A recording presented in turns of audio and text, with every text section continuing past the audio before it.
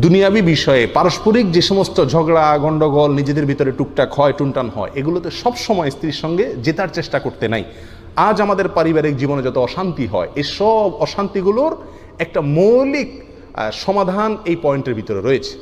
Doctor আয়েজ আল কারনি, Saudi আরবের বিখ্যাত আলেম দ্বীন, সারা মুসলিম বিশ্বে ওলামা একরামের কাছে অত্যন্ত আদর্শ এবং জনপ্রিয় একজন আলেম, তিনি তার এক আলোচনায় বলেছেন, যত স্বামী স্ত্রীর ভিতরে ঝগড়া ফাসাদ গণ্ডগোল ঘরে ঘরে লেগে আছে, আমি একটা ব্যবস্থাপত্র বলে দিতে পারি, যেই ব্যবস্থাপত্রের উপর আমল করলে ইনশাআল্লাহ ঘরে ঘরের এই সমস্ত গণ্ডগোলগুলো প্রায় শেষ হয়ে যাবে, থাকবে না।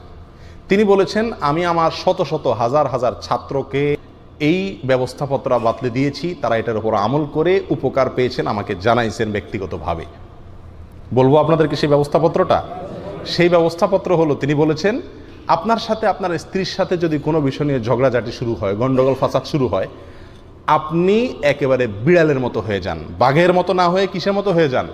বিড়ালের মতো হয়ে যান। এটা পুরুষদেরকে করতে হবে, শুরুতে হাঁটতে হবে এবং স্ত্রীকে জিতাইতে থাকেন। সে যা বলে, হ্যাঁ হ্যাঁ ঠিকই বলছো, আমার বিরাট ভুল হয়ে গেছে, সন্দেহাতীত ভাবে, আল্লাহ আমারে মাফ করো, ছি আমি এরকম একটা কাজ করলাম, আর হবে না ইনশাআল্লাহ, তুমি দোয়া করো, আল্লাহ আমারে ভালো করে দেখ, আসলে এটা কোনো একটা কথা হলো, এটা মানুষের মতো মানুষ কাজ করলাম না আমি, আল্লাহ আমারে মাফ করে দেখ, ইন্না লিল্লাহি ওয়া ইন্না ইলাইহি রাজিউন, ঠিক বলছো তুমি, ঠিক, সহি রাইট, আর হবে না ইনশাআল্লাহ, আচ্ছা এবারের মতো। একেবারে বিড়ালের মতো হয়ে মাফ চান তার কাছে এবং একেবারে ছোট হয়ে যান। কি হবে জানেন? এরপরে মহিলার যত জিদ আছে, এই সব জিদ মেটানোর পরে সে আস্তে করে নরম হয়ে যাবে। এরপরে আপনার পালা।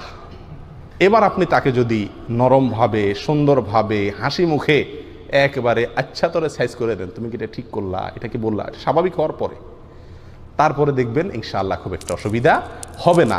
তার যদি কোনো ভুল থাকে, সেটা আপনি সুন্দরভাবে যদি ধরাই দিতে পারেন, বিনয়ের সাথে, মহব্বতের সাথে, ইনশাআল্লাহ সে বুঝতে পারবে এবং ভবিষ্যতে এই ভুলগুলো আস্তে আস্তে কমতে থাকবে।